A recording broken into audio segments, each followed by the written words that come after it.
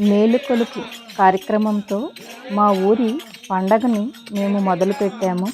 మా ఊరి పండగ విశేషాలను మీతో పంచుకుందామని ఇలా వచ్చాను. భోగి పండగ అంటేనే సాంప్రదాయాల గౌరవం, కుటుంబం, సమైక్యత, ఆనందం అన్నీ కలిసి. మా ఊర్లో ఎప్పటిలా కాకుండా సామూహికంగా ఈసారి భోగి పండుగను ఘనంగా జరుపుకున్నాం. పాతను వదిలి కొత్త ఆశలతో ముందుకు వెళ్ళే ఈ పండుగ ఉదయాన్నే మేమంతా భోగిమంట దగ్గరికి చేరుకొని పాత వస్తువులను మంటలో వేసి భోగిమంటను వెలిగించాము. ఆ మంట చుట్టూ అందరం రామభజన చేస్తూ సాంప్రదాయ భక్తి పాటలతో ఉత్సాహంగా గడిపాము. ఈ మంట కేవలం చలి తీరడానికే కాదు, మన మనసులోని పాత బాధలను, అశాంతిని కూడా దహనం చేయడానికి. అంటేనే పాయసం. ప్రతి ఇంటి నుంచి బియ్యాన్ని తీసుకువచ్చి బెల్లం, పాలతో పాయసం చేసి సీతారాముల వారికి నైవేద్యం పెట్టి గ్రామ ప్రజలంతా దానిని స్వీకరించాము.